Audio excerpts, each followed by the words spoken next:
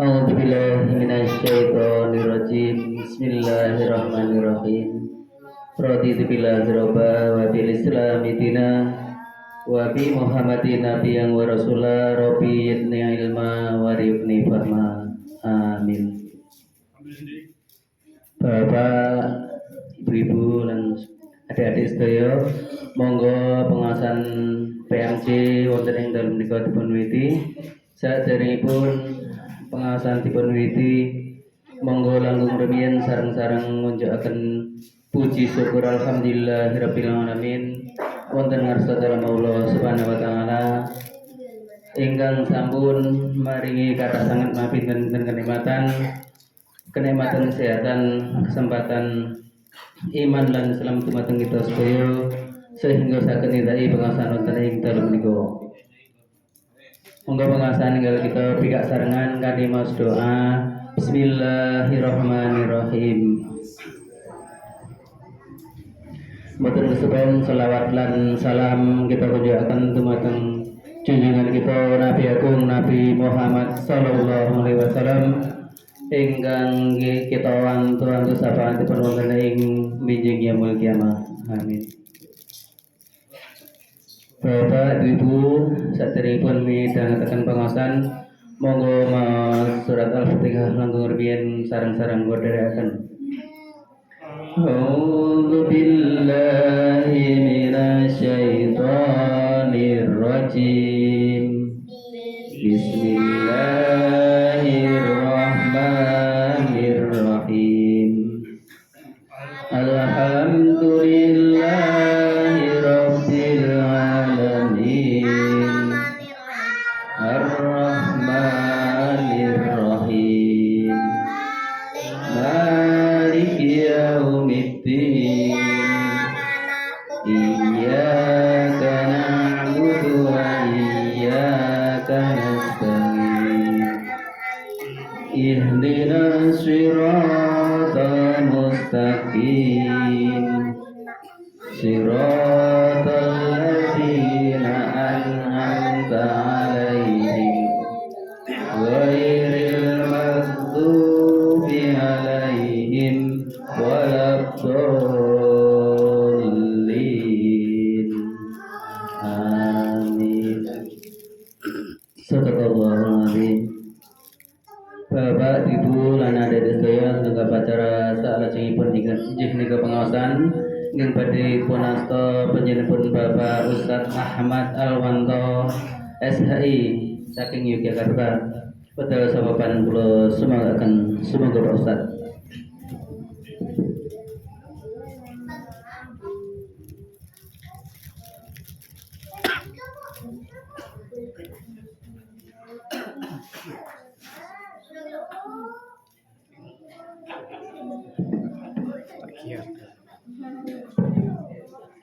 Bismillahirrahmanirrahim.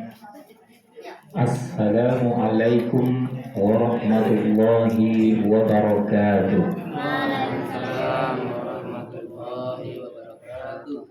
Alhamdulillahirabbil alamin wassalatu wassalamu ala nabiyyina Muhammadin wa ala alihi wa sahbihi ajmain wa ba'du. Wa qala Allah ta'ala fil Qur'anil Karim, a'udzu billahi minasyaitonir rajim.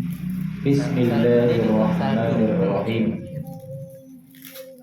Ya ayuhan nasu taqrabukumul ladzi khalaqakum min nafsin wahidah wa khalaqa minha zawjaha wa batha minhuma rijalan katsiran wa nisaa'a wattaqullaha alladzi tasaaluna bihi wal arham innallaha kana 'alaikum raqiba. Alhamdulillahirabbil alamin. Bapak dan ibu-ibu serta adik-adik yang dimuliakan oleh Allah Subhanahu wa taala. Pertama-tama kita mengucapkan alhamdulillah. Kenapa kita mengucapkan alhamdulillah? Karena kita diberikan oleh Allah nikmat. Nikmat apakah hari ini yang kita dapatkan Bapak Ibu? Sehat. Apalagi? Kesempatan, apalagi? Taufik. Oh, Taufik, teh Iman. anget. Nah boleh, nah boleh Pak. Snack, niat. Nah boleh, banyak. Pokoknya oke.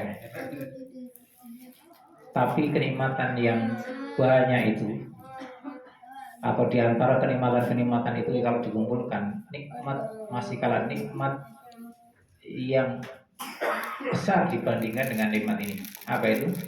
Nikmat iman, nikmat Islam.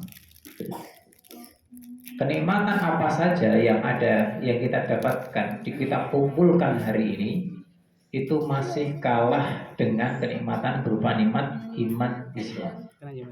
Karena ketika kita mendapatkan nikmat iman Islam itu sebenarnya adalah kenikmatan yang paling besar. Kenapa bisa demikian? Karena ketika kita mendapatkan nikmat iman, ya, iman itu berarti meyakini dengan sepenuh hati. Ini meyakini dengan sepenuh hati, ya ini meyakini apa? Allah sebagai Rabb, sebagai Tuhan kita, dan Rasulullah sebagai utusan Allah. Maka orang yang beriman sebenarnya dia mendapatkan kemuliaan dari Allah. Nah, kalau dia sudah mengatakan iman pada Allah dan Rasulnya dengan mengatakan asyhadu an la ilaha illallah wa asyhadu anna Muhammadar Rasulullah, ini menjadi kunci untuk mendapatkan surga. Atau ketika dia mengatakan kalimat la ilaha illallah, maka dia telah membawa kunci surga. Maka kalau seandainya kita hari ini diberikan oleh Allah ya nikmat iman, nikmat Islam, itu kita syukuri betul. Kalau misalnya ada orang yang kira-kira mau ngasih bapak ibu, tapi syaratnya gue tak kei 5 miliar. 5 miliar. Kersana boleh. Wah yo jelas gelem 5 miliar. Nek gue tuh kerupuk apa ini apa? Gitu. Nek dihitung-hitung nek sebulan tak 300.000 ya. 5 miliar dibagi 300.000 berapa hari kita dapatkan untuk bisa itu. Ketoke ketoke nyenengke, ya kan? Kalau orang-orang yang tidak kuat ketika dikei uang 5 miliar itu kira-kira diterima atau tidak? Terima. Gitu. Tapi nek bapak itu diberikan uang 5 miliar seperti itu kira-kira mau atau tidak? Mau gak dia? Mau. Wah, kira-kira kalau dikasih 5 miliar nih, gak usah 5 miliar, 1 juta. Arep tuku apa? HP. Jangan saiki nek duit gue bocah-bocah kuwi mesti jawabane HP. Nek bodoh lebaran, nek oleh angpau kira-kira angpaune nggo ngopo? Tuku apa? HP. Mobil. Jangan hindar, itu wis umum Bu. Jadi anak-anak sekarang itu sudah teknologi, apa namanya, kemampuan teknologinya itu luar biasa.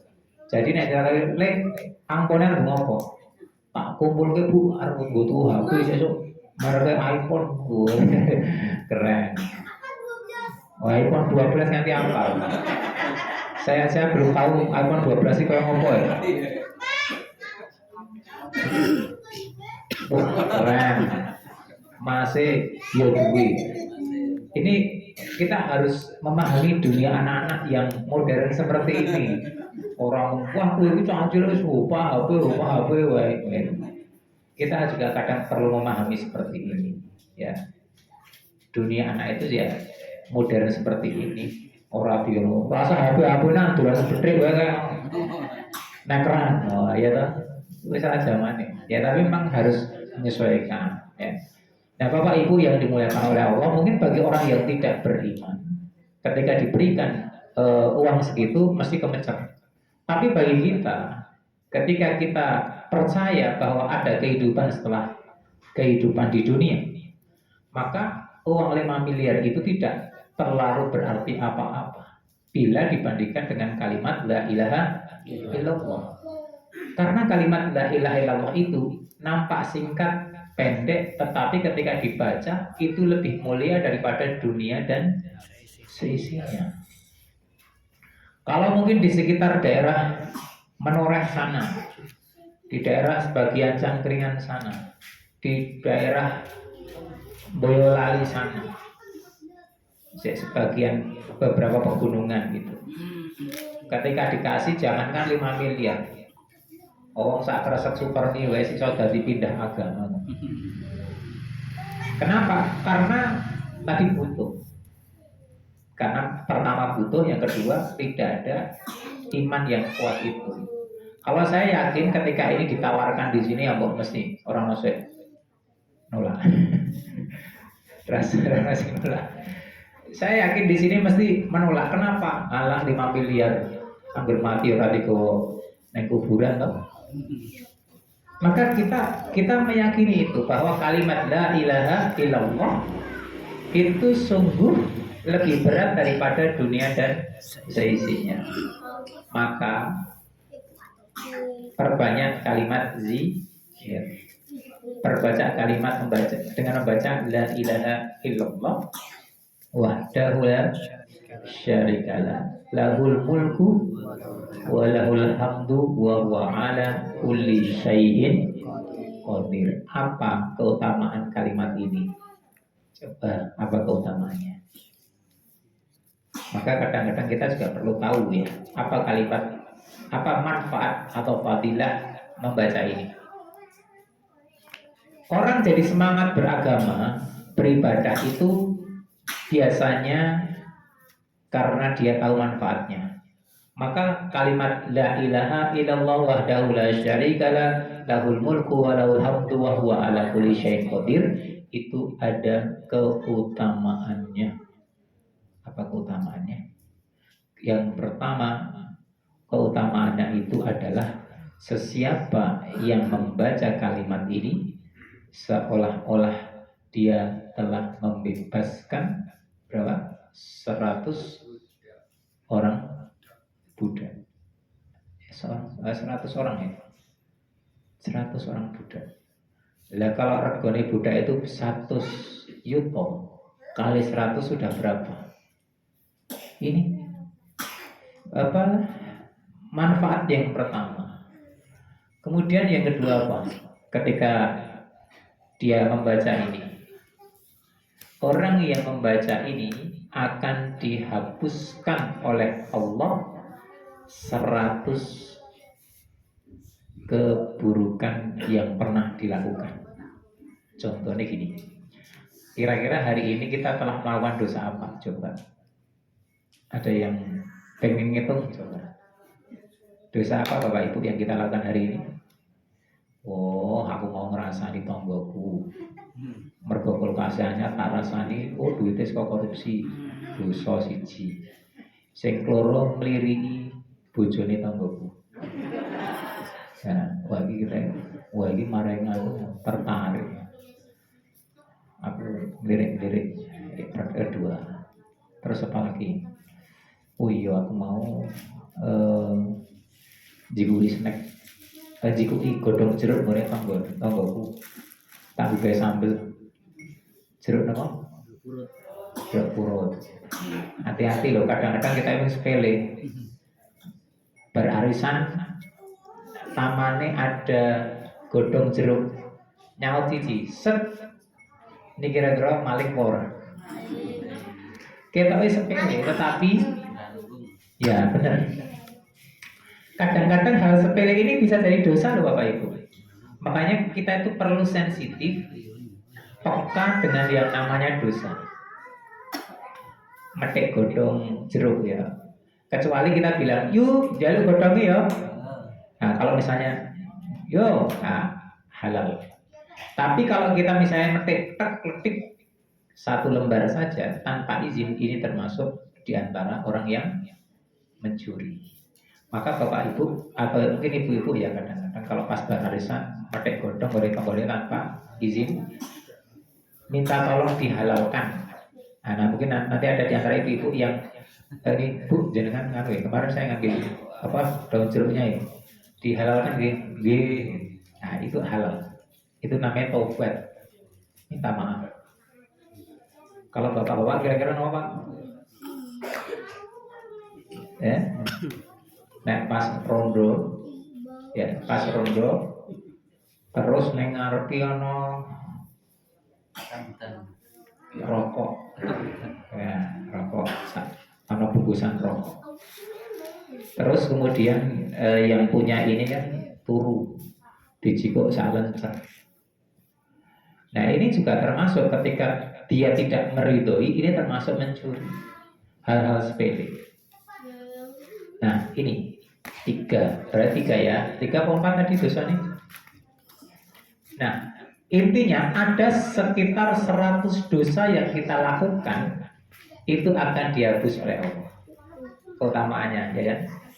Ini keutamaannya. Kemudian yang ketiga, apa keutamaan kalimat itu? Keutamaan kalimat itu adalah sesiapa yang membaca ini maka dia akan diberikan 100 kebaikan. 100 kebaikan. Tadi 100 dosa dihapus. Terus ini sekarang ditambah lagi 100 kebaikan. Jadi misalnya kita belum sempat infak, barangkali dengan kalimat ini, dianggap pahala. Terus misalnya pas ibu-ibu lagi haid karena nggak sholat, tapi membaca kalimat ini dapat pahala. Terus kemudian apa lagi? Pokoknya bisa dihitung lah, ada 100 kebaikan yang akan kita dapatkan. Gampang kok, enak sebenarnya dalam Islam. Arti ibadah ki, oleh boleh pahala ki saja ini gampang. Orang modal mana? Hanya modal omongan. La ilaha illallah wahdahu la syarika. Nah, ini kemudian yang kelima itu tadi berarti yang kelima apa? Yang kelima adalah tidak akan ada orang yang menyamai kebaikan yang dilakukan kecuali orang yang bersangkutan itu membaca lebih banyak daripada bacaan kita. Kita misalnya baca ini misalnya 10 kali la ilaha illallah wahdahu la syarika 10 kali. Kita tidak akan ada yang mengalahkan itu. Kecuali ada orang yang mengalahkan kita, misalnya dia 11 kali, berarti kita kalah. Nah gitu. Loh 11 kali kita tambahin 12. Mereka nambahin lagi, nah seperti itu. Ini manfaatnya. Kalimat yang pendek tetapi penuh manfaat. Nah ini luar biasa kalimat-kalimat seperti ini. Makanya pentingnya kita memahami dan tahu apa fadilah, apa keutamaan dari amal-amal yang kita lakukan. Apa tadi bacanya Bu? La ilaha illallah wahdahu la syarika La ilaha illallah wahdahu la syarika lah. Nah, diingat-ingat nih Bapak Ibu. Ini simpel, singkat, tetapi maknanya luar biasa. Tidak harus membaca 10.000 kali. Oke, baca itu saja 3 kali saja dah. Ya, luar biasa. Kalau saya dulu pernah membaca la ilaha illallah la ilaha 10.000. Walaupun dulu niatnya ben oleh ilmu kanuragan. Dulu saya sempat ya pas masih di madrasah diajak temen dia boleh ilmu benar dibaca orang mempan. Nah, udah diajak neng kiai. Saya nggak tahu apakah waktu itu terus dikai gotri apa tidak. Terus disyaratnya kue nek arep duwe ilmu dibaca orang mempan. Zikir saya kue peng 10.000 la ilaha illallah la ilaha illallah la ilaha illallah. Saya tidak mengkritisi itu tidak, tapi ini pengalaman saya yang pernah saya. disampaikan. Artinya saya hanya berbicara dalam konteks saya pernah melakukan itu. Tapi pada akhirnya ternyata ketika saya jatuh numpak pit, kok metu gede. Oh berarti ramempan. Artinya niat kita kalau mau zikir bukan semata-mata pengen kuat awake. Ini yang harus kita luruskan. Yang kadang terjadi kita pengen zikir banyak, tapi niatnya ben kuat awake. Nah, wong Rasulullah saja ketika perang Uhud dibacok, sempat berdarah punggungnya, tangannya, badannya. Dilempar batu, giginya lepas. Lah kok arep golek ilmu ben dibacok ora mempan. Ini kan aneh. Nabi yang mulia saja tidak. Makanya perlu meluruskan niat zikir ben kuat. Perbanyak zikir ben ampuh. Tidak, niatkan zikir itu dengan mengingat Allah dan memuliakan Allah. Urusan kita nanti diberikan kekuatan atau tidak itu urusan Gusti Allah. Itu ini namanya meluruskan niat kita. Kadang-kadang zikir gini ben ampuh. Pernah saya dikasih tahu, nek gue pengen dua ilmu, pilihlah bacaan yang rutin kamu lakukan. Setiap ada sholat mungkin kamu baca apa? Misalnya Al-Fatihah, baca Al-Fatihah terus. Nah, tapi ini niatnya ben apa? Supaya punya kekuatan. Nah, ini yang salah. Niatnya salah, maka kita perlu meluruskan. Kita harus meluruskan niatnya karena Allah. Termasuk datangnya ke sini, kira-kira niatnya kita karena apa? Oh, ben ora dirasani tonggo wis undangan. Oh, tekon dene iki ning arep golek snack. Saya tidak seudon loh ya. Nah, saya husnudon. Saya yakin ibu-ibu, bapak-bapak datang ke sini ini pertama niat beribadah karena Allah. Ini kan bagian dari tolakul ilmi. Kalau di sekitar sini ada kolam, ikan-ikan itu akan doakan kita kok. Kenapa? Karena kedatangan kita, karena di sebuah majelis di situ dibacakan ayat-ayat Allah, maka hewan-hewan dan seluruh alam semesta itu akan mendoakan kita. Maka niatkan karena Allah, ya, niatkan karena Allah. Amal-amal soleh ini yang simpel-simpel. Jadi ngaji rasa saya ngabut-ngabut. Ngaji-ngaji ini namanya pengajian ya, bukan kajian. Beda nih pengajian sama kajian itu ya, kalau kajian dari sisi waktu itu rata-rata antara 1 sampai 1,5 jam. Kalau pengajian itu rata-rata ya antara 30-45 menit ya, maksimal 1 jam. Nek kesuwen gondak didehemi karo jamaah. Apalagi kalau pas tarawih ya. Kalau pas tarawih itu kalau biasanya yang ceramah kelamaan, kira-kira biasanya strateginya kalau ceramah kesuwen kan maksimal biasanya 15 menit ya, kesuwen ceramah nanti setengah songo rampung, belum sholat tarawih mana kode nganti orang dong ya ustadznya, berarti memang kebangetan. Gitu. Ini salah satu trik ya. Nah, saya pernah di ceramah di kota gede, di sekitar kota gede. Tapi menarik ya, tidak saya sebutkan kota gedenya mana, tempatnya mana, di masjid apa. Ketika saya ketika saya ceramah tarawih, tiba-tiba saya tahu ini di sini ada tulisan maksimal 10 atau 15 menit. Saya tahu di mejanya mimbar itu. Belum sampai 10 menit, tiba-tiba di bawah mimbar ini ada tangan ngacung dari waktu habis. karena beliau sesepuhnya ya, alhamdulillah sudah diingatkan gitu. Ya palahan yang ngomong ora kesuwen orang ngelabar. Soalnya baru mesti yang ngimami ya. Ya, makanya ngimami kan ngeden suaranya abot gini. Ya. Nah, ngimami kadang perlu menyaringkan suara. Ini suara asli saya. Ini pas ngimami gitu. Ya. Nah, Bapak Ibu yang dimuliakan oleh Allah, makanya kita kadang-kadang perlu ya kalau tadi kalimat la ilaha illallah, sekarang yang kedua kita perlu memahami tentang memaknai niat. Sesuatu yang awalnya hukumnya mubah itu akan bisa berubah menjadi ibadah terkait apa? Tatkala perbuatan itu diniatkan karena Allah. Apa contohnya perkara yang mubah Bapak Ibu? Kerja niku mubah napa? Kalau bagi laki-laki, terutama ayah suami, hukum bekerja itu wajib. Tapi kalau perempuan, hukum bekerja apa? Mubah, bukan sunnah. Ya, mubah, boleh. Ketika dapat izin dari suaminya.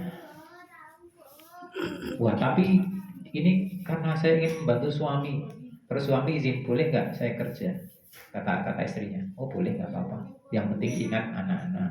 Karena tugas utama ibu atau istri itu mengurus anak-anak. Tapi boleh nggak? Boleh. Tapi syaratnya itu tadi, jangan sampai anak-anak terbengkalai. Oh, nah itu. Maka bagi laki-laki itu wajib, tapi bagi ibu-ibu apa? Mubah. Tapi ketika itu diniatkan karena ibadah untuk bantu suami, maka hukum yang awalnya mubah ini menjadi berpahala. Termasuk kalau yang bapak-bapak kerja itu hukumnya wajib. Ya. Tapi hal itu tidak akan menjadi bernilai ibadah tatkala niat ketika bekerja hanya semata-mata karena ingin mendapatkan uang. Sehingga ada istilah di stiker itu berangkat karena tugas, pulang karena beras. Ya, berangkat karena tugas, pulang karena beras. Nah, ini niatnya cuma apa? Ya cuma itu saja. Dia hanya mendapatkan lelah, dia mendapatkan beras, hanya mendapatkan gaji. Tapi berbeda bagi seorang ayah, seorang laki-laki yang setiap pagi dia mulai berangkat keluar dari rumah, dia baca Bismillah tawakkaltu 'alallah la haula wala quwata illa billahil aliyil azim. Saya niat keluar ini karena Allah, ingin mencukupi kebutuhan keluarga, istri dan anak-anak saya. Saya niatkan ibadah Bismillah. Berangkat. Ini ketika suatu saat dia kecelakaan sampai meninggal, ini termasuk bagian jihad fisabilillah, mati syahid. Yang kedua, ketika dia bekerja, otomatis karena dia mikirin ini saya ibadah kok malas-malasan, maka mestinya kemudian di situ ada semangat etos kerja yang tinggi. Ibadah kok malas-malasan, enggak, aku tuh kerja keras. Ini bagian etos kerja seorang muslim. Yang kedua, kemudian yang ketiga, di saat dia lelah bekerja keras dari pagi sampai siang hari sampai sore hari, dia pulangan rata-rata pada asar. Ketok kesel. Ngundang anak ini pijet itu. Kita leh. Kon kita karena saya suka kalau kelelahan itu biasanya saya minta anak-anak untuk nginjak-injak. Pegel. Ini tadi saya pulang ini baru membayar loh. Saya ngumbai saya ngumbai anak saya. Jadi istri saya nggak boleh ngumbai. Jadi saya biasanya ini tadi jemput anak, pulang sore jemput anak, habis itu pulang ke rumah jam 4:04 langsung nakal kumbahan. Ini tadi baru selesai jemuri hampir maghrib, makanya saya agak terlambat. Bukan karena malas-malasan turu baru tidak, tapi karena ngumbai. Karena yang ngumbai saya. Katanya mau ikut-ikutan, insyaallah. Pasti ibu-ibu senang deh. Senang. Jadi kan komentar kadang-kadang, wah ini malah mantenan bernikah malah kesel. Cawe apa? Mau itu malah jadi pembantu. Kita berusaha memuliakan istri. Kita cuci. Walaupun kalau memang kita nggak kuat nyetrika ya tinggal laundry kan gitu, gampang. Yang penting kan dicuci. Nah, ketika dia mengalami kelelahan pada sore hari dan sampai malam hari, ketika dia niatkan tadi karena Allah, maka Allah akan ampuni dosa-dosanya. Dalam hadis disebutkan, sesiapa yang bekerja pada pagi hari sampai sore hari dan dia mengalami kelelahan karena pekerjaan yang telah dia lakukan pada malam harinya itu, maka Allah akan ampuni dosa-dosanya. Jadi kita tahu ilmunya ini, maka tidak ada lagi bapak-bapak cek orang semangat untuk bekerja. Tapi wis pensiun, yang boleh gawean dia nih, maksudnya kan ukuran bekerja itu tidak kemudian terus ya kayak biasanya, itu tidak. Artinya apa yang kita lakukan dalam keseharian ini ketika diniatkan karena Allah, maka itu menjadi berpahala. Ilmu yang kedua apa ketiga tadi? Ketiga. Kemudian yang keempat, nanti kalau sudah isya ya, atau waktunya diingatkan. Atau sampai sini ada pertanyaan dulu Bapak Ibu, supaya ada ini, ada timbal balik, tanya jawab. Ada yang ingin ditanyakan sebelum saya lanjutkan? Ada Bapak Ibu? Apa? Monggo ibu-ibu, ada yang bertanya? Biasanya ibu-ibu semangat bertanya loh. Ada yang bertanya atau menambahi boleh. Nah, kalau tidak ada, saya tambahkan. Jadi yang ketiga tadi apa? Allah akan ampuni dosa orang yang bekerja keras dan kerja cerdas. Lalu tugas para ibu atau para istri apa di rumah? Tugasnya, kalau memang tidak keluar, tugasnya adalah lakukan sholat duha, doakan suaminya. Atau sebelum pas saat mau berangkat, apapun pekerjaan suami, salim, ingatkan Bapak, jangan engkau berikan kami, istrimu dan anakmu ini nafkah dari harta yang haram. Ya, ini yakin setelah itu tidak ada yang akan mikir korupsi benar. Karena yang dipikir istri dan anak. Maka orang tua yang semacam ini, ayah yang semacam ini akan hati-hati apapun pekerjaannya. Karena harta haram ini akan bisa berpengaruh kepada perilaku daripada orang yang memakan harta itu. Ya, pengaruhnya apa? Boleh jadi pertama dari sisi ibadah, dia akan mengalami kemalasan dalam ibadah. Yang lainnya apa? Orang yang makan haram ini biasanya akan diikuti dengan perbuatan dosa dan maksiat lainnya. Mungkin yang lain lagi apa? Mungkin pengaruhnya bisa jadi sampai kepada si suami atau juga istri atau juga anak-anaknya. Karena seorang salafus saleh itu pernah mengatakan begini. Ini bukan dari sisi hartanya, tapi dari sisi perilakunya. Ketika aku berbuat dosa, berbuat maksiat, pengaruhnya sampai kepada kendaraan tunggangan saya. Saat itu belum ada motor, yang ada hanya keledai, kuda, unta. Hewan itu yang biasanya bisa dikendalikan gara-gara dia berbuat dosa, jadi susah dikendalikan. Yang kedua, pengaruhnya sampai kepada pasangan saya. Bukan istri-istri saya, istri-istri saya banyak ya. Pasangan saya. Pasangan yang biasanya taat kepada saya tiba-tiba kok nesunan, begitu pulang kok cemberut, orang guyub blas, dan sebagainya. Dan ketika diperintah nggak taat atau bermasalah, entah itu jadi selingkuh dan sebagainya. Yang ketiga, ketika aku berbuat dosa dan maksiat, kata ayah ini, pengaruhnya sampai kepada anak-anak saya. Anak-anak yang biasanya solih, yang solihah, tiba-tiba wani ruang tuane. Hati-hati, hati-hati. Maka boleh jadi anak-anak kita jadi anak soleh, pasangan kita menjadi pasangan yang baik karena kedekatan kita kepada Allah dan mampu menjaga daripada makanan-makanan yang halal. Insya Allah itu ya. Ini.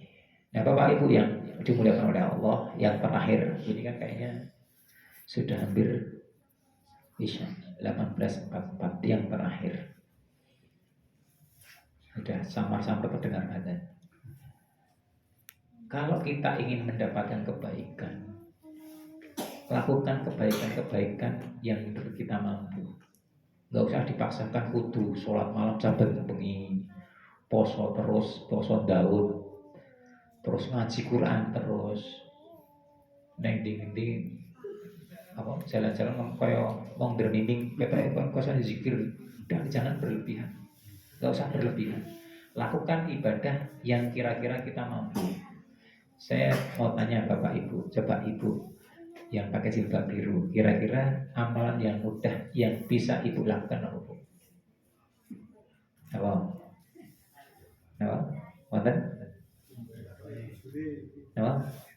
Ngembalikan raya jadi. Nah, itu bisa jadi berpahala loh Pak.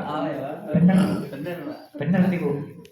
Jadi kalau cuma sekedar ngumbai, ya wes rampung. Tapi ketika saya niatkan ngumbai ini karena ibadah, karena Allah, ben nanti kalau pas dipakai ambune wangi, pahala dulu. Nah ini yang terakhir nih. Ini saya kasih contoh kisah nyata. Saya punya murid, punya jamaah. Beliau itu pernah bercerita gini, Ustaz, saya ini seorang buruh. Saya itu nggak punya modal apa-apa, uang nggak punya. Dan saya sudah diceraikan sama istri saya. Pokoknya istrinya kan benar. Terus dia hanya sama 2 anaknya, anak perempuan itu. Ini saya ini buruh, tapi saya pengen sedekah, Ustaz. Kenapa sedekah ya? Ini yang bisa saya lakukan. Setiap Jumat, ya besok ya, setiap Jumat saya biasanya beli pewangi pakaian. 1 botol kecil itu berapa Bu?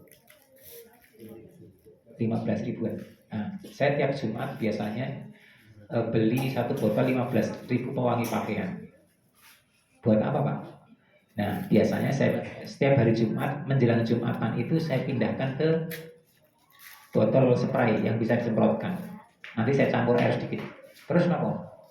Nah tiap menjelang sholat itu, sholat Jumat saya semprotkan di setiap shaf jamaah masjid itu. Alasannya supaya apa?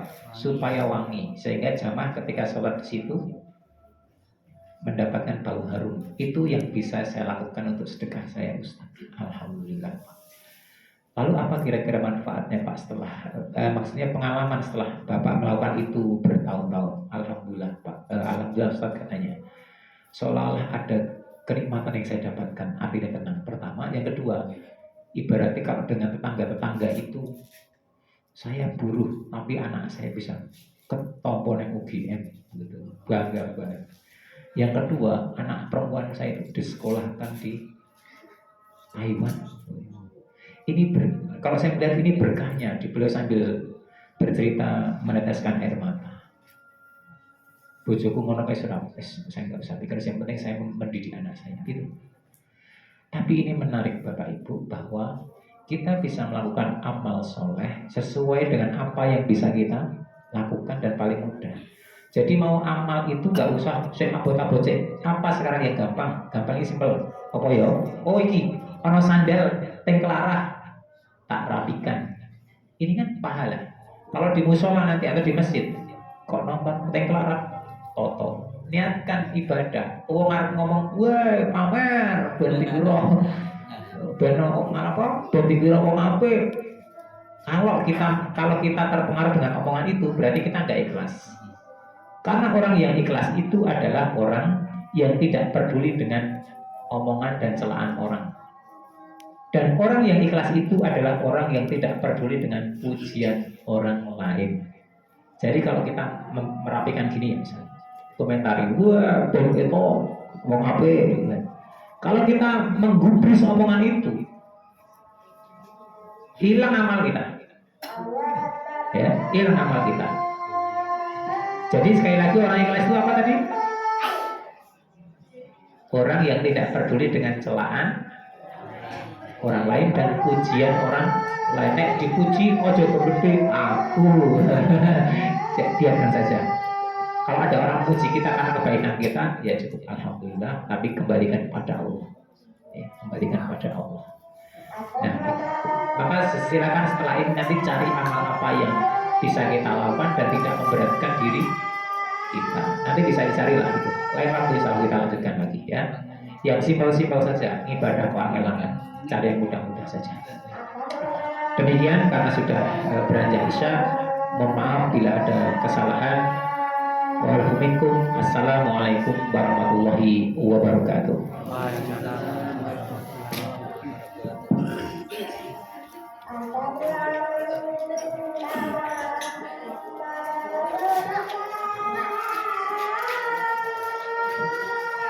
Alhamdulillahirrahmanirrahim.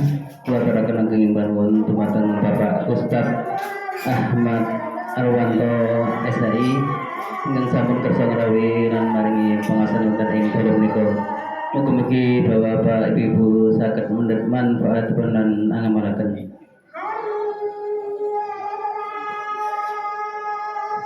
Bapak diaturaken setunggal pengumuman infak kalau Jumat kalau wingi uang masuk 300 kawan doso.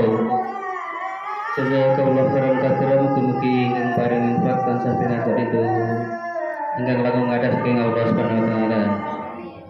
Dados saldo akhir samenika setunggal menika gangsal atus 300 rupiah. Semanten saderengipun pengajian dipun tutup monggo mas doa kabar majelis seranggung dinten sareng subhanaka allahumma bihamdika asyhadu an la ilaha illa anta astaghfiruka wa atubu ilaik. Alhamdulillahirabbil alamin. Wassalamualaikum warahmatullahi wabarakatuh.